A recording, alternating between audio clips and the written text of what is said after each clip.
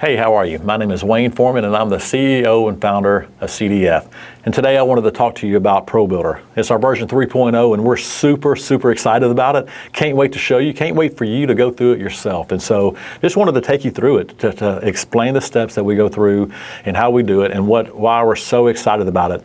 We started it 12, 13 years ago when I started CDF a few years after, and we have just continued to pour back into it and invest in it to try to make a product for you that you can take with you wherever you go. You can do it from the comfort of your recliner, from your couch, from your work truck, even on the job site. Doesn't matter where you are. You can get on here and you can get a quote instantly. And so let's go through it. Let's take the time and go through it.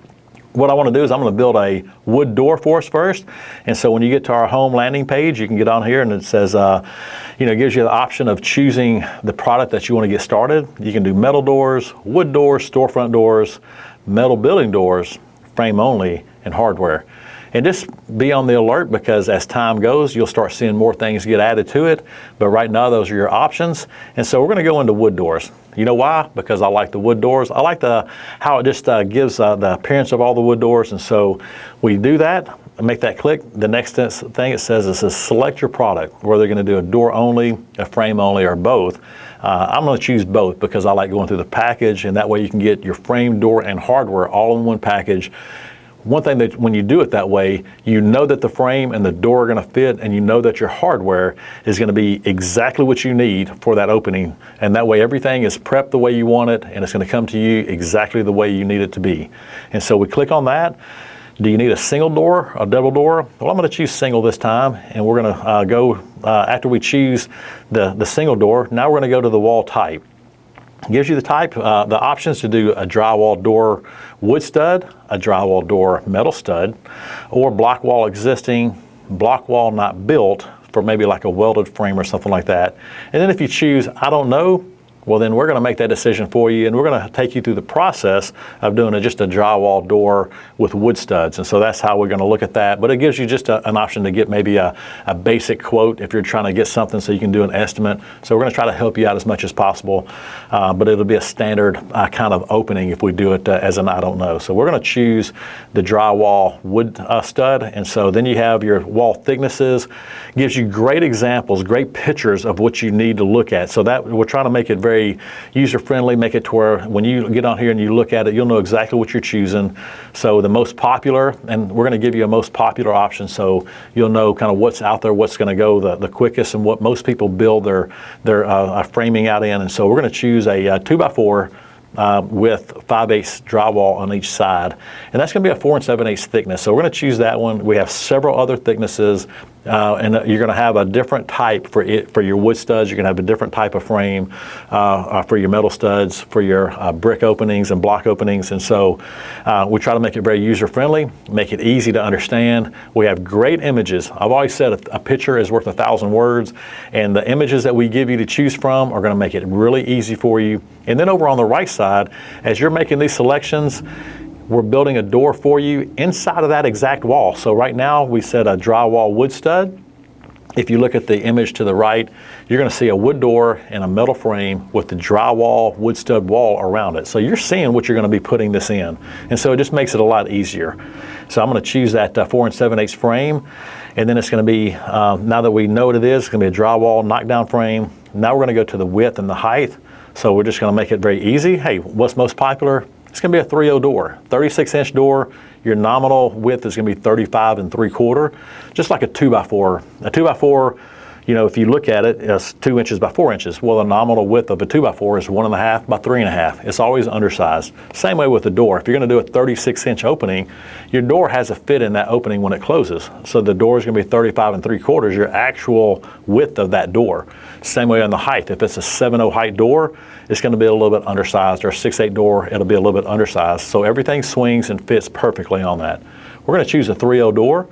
And then we're going to look at your most popular, which is a 7.0 in height, which is 83 1/8 inch. Usually 7.0 is 84 inches, is 83 1/8. So you have a reveal at the top. You also have your bigger reveal at the bottom. What this does too is it allows you, with that reveal at the bottom, is it allows, if you're going to put tile down or put something else down that's a little bit thicker of a floor substrate, it allows that door to still swing. That's very important though. As you look at that and you have something really thick, you want to make sure that either your floor is going to be sitting on top of the tile, or it's going to sit where tile can butt up to it. You always want to make sure that that you have enough reveal at the bottom. The worst thing that can happen is you set your frames, set your doors, and then you come back and you put tile and you realize that the tile is too thick and the door won't open or close, and then you got to shave the door down or do some other things to it. So just remember those. Those are little tricks. Now we're going to look at our swing.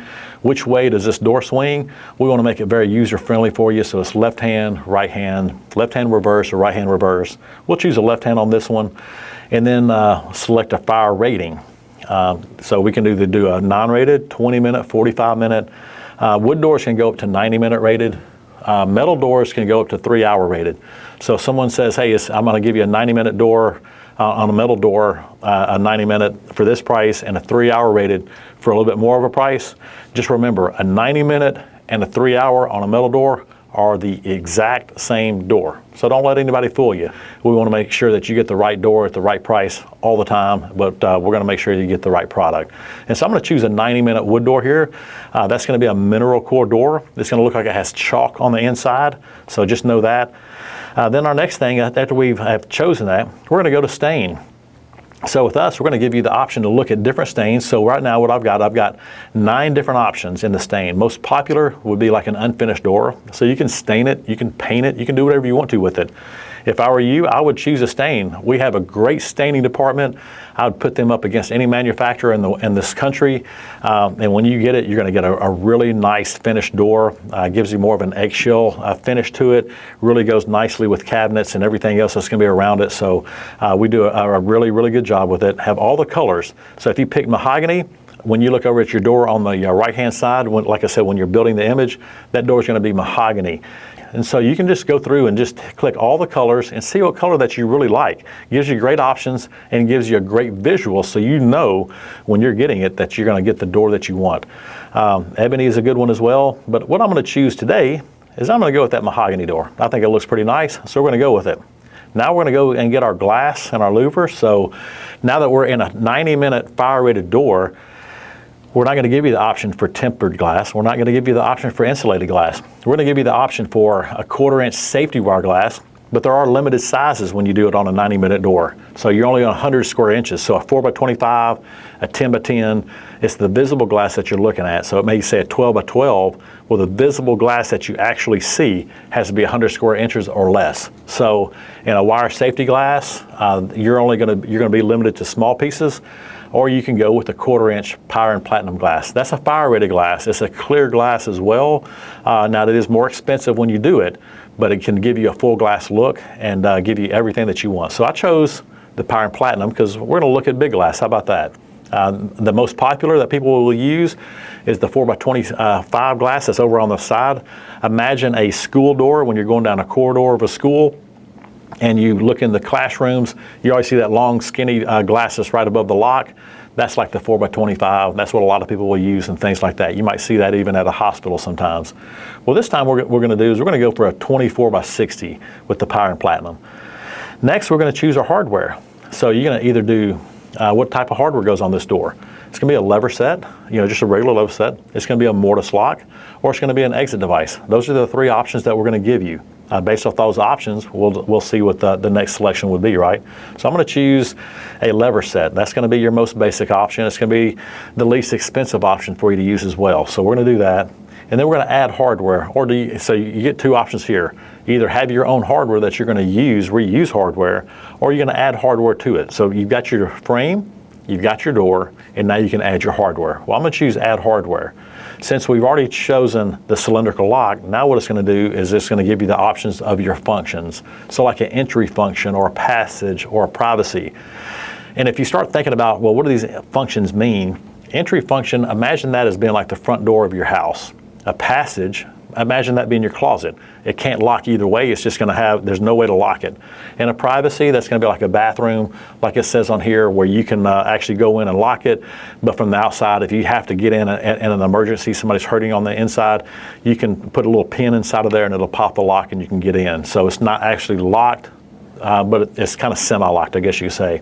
And then you have your indicator that tells you on the outside if you're in a public place and you see, hey, in use, or if you say like an airport and you go through there and it's got an indicator that says open or in use, this right here you can do that. Classroom as well, storeroom. So what we're going to do is we're going to go with most popular and we're going to say entry. And then, select your hardware color. Do you want satin chrome, which is your basic nickel kind of look to it, just what you see at a lot of your homes. And then you could do black. Black is a very popular color nowadays, so we're going to do that. We're going to make it look nice. And then if you want to add a deadbolt, you can add a deadbolt. Again, you can add a occupancy indicator deadbolt that can tell you inside or outside, all that kind of stuff, and or if it's open or closed. So we're just going to go, actually we're going to choose a no deadbolt, so we're going to click on that. And then the next question is going to go to your closer. So with a fire-rated door, it has to always latch when it closes. So if there's in case of a fire, when you open the door and you go out and you're trying to get out really quick, that door has to automatically close by itself, and it has to automatically latch.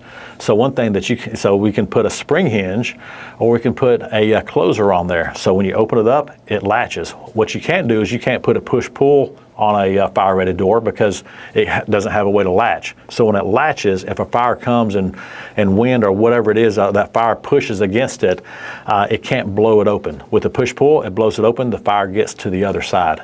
That's what we can't have, right? So we want to make sure that we're helping you choose the right thing. So based off the selections that you made before, or why these selections that we're looking at now are so important. We want to make sure that you meet codes in every way that you want to meet them. So we're going to do a standard closer, and then we're going to go down. So one of the options here is, do you need a hold open arm? Well, guess what? On a fire-rated door, we've already selected that one for you as no, because you can't have a hold open arm on a fire-rated door. So super important things that we do that our competition may not be able to do. And you're being able to, again, you can still see everything over to the right when you're seeing your door. So right now when I'm looking at it, I see a mahogany door with a full glass, with a lever set, with a closer, and it said 90 minutes down at the bottom. So we're trying to make it to where it's very user-friendly, very, very easy to use. Hey, one real quick note while you're making your selections and going through the process. Like I said, over to the right-hand side, you're going to see your image getting built. Well, over to the left-hand side, it's going to give you step-by-step of what's coming next. And so as you click your door type, you click your wall type, you click your width and height, it's going to blue out that part. It's going to give you a number in the circle that tells you how many steps were in that question, and it's going to tell you that question is completed. It's not going to let you go to the next question until you finish the previous ones. So it just makes it very user-friendly, makes it easy to not skip over something and leave something out and then wondering why you can't get your quote. It leads you all the way through the process. You make your selections, and then you go down to the bottom and you hit next, or you hit stain, or you hit whatever that next one is. It always goes and coincides with what's at the bottom. Next, we're going to go to accessories. What happens on the next part of the accessories? We can do an electric strike. We can do a floor stop, kick plate. So you can add all the little things that go onto it to continue to decorate it. So I'm going to put a kick plate on there, and then we'll do a floor stop. And we're ready to go. So next is finalize your door configuration. So it brings you to a review page. So it helps you to go through and review your door. So we got, it tells you your door type. We did both. So we said, hey, I want my door and my frame and my hardware. I want a single door, what my wall type is, and it's a knockdown, the width and the height of it, my fire rating.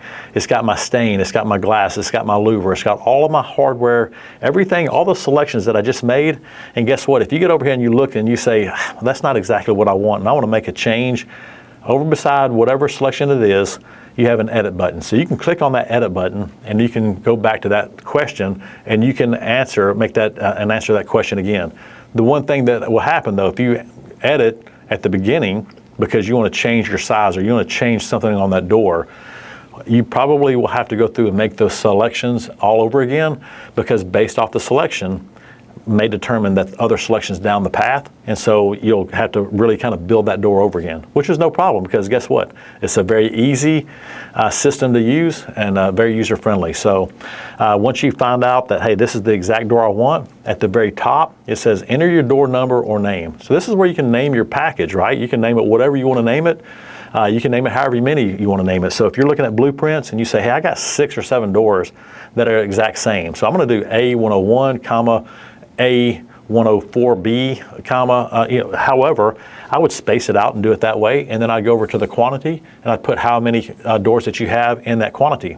Makes it very simple, goes right off with your blueprints and you understand it. And then it says add to quote. Once we get it added to quote, the next thing that's going to pop up for us is a quote page. That way we can look at it, we can know what we're looking at. So it's your quote draft. At that point, you can put a package name or you can do a job name. So we want to name it whatever job it is. It can be a Pizza Hut, it can be a whatever kind of job. You can add that to it. You can go back and you can look at all your selections. You can clear the cart if you want to start over. You're welcome to do that. So it's up to you on it. And then you can add another door package. So if you want another package, you can add another door package. This one will be saved, whatever you've named it. And you can add as many packages and as many doors as you want. And when you're done, it'll give you the complete list of everything. When you're ready to finalize your quote, you'll put your street address, you'll put your city, and you'll put your state with zip code. The reason we do this is so we can give you a shipping quote to make your quote as understandable, as itemized as possible, so you know exactly what you're paying for, instead of getting to the very end and then you hit this and then, oh, well, let's get a shipping quote. Well, we want you to have everything in place to where we're going to make it exactly what you want it. So you get the exact quote, the exact time you want it. If you want to pick it up, if you want standard delivery, standard shipping, you can do all that. We were going to make it very simple, very easy for you to use. And hey, one thing I want you to do too, when you get a chance, and I'd love to give our shout out to our sales team. We have got a state-of-the-art sales team. They're ready, they're here. Anytime you have a question, we're not going to say, hey, just only go through here. That's the only way that you can get a quote. We have a great sales team. Reach out to them. They can answer your questions. They can help you through the process. They can help you expedite an order if you need that. We can do so many different things. We got a great team that will help you through every single step, every single process. They'll help you know what button to click next and how to make it work. ProBuilder is a great tool to use. It's something that we're so excited about, and we just love how it works. Again, this is our version 3.0, so each time we go through, we're going to make it a better system. We want it to work exactly the way that you want it to work. We would love to hear your feedback. We'd love to hear what you think about this. We love it, but if you don't love it, then it's not the right thing, right? We want to save you time, save you money, and make your life a whole lot easier. Thank you for choosing CDF, and thank you for being a customer. We appreciate everything you do, and we look forward to working for you in the future.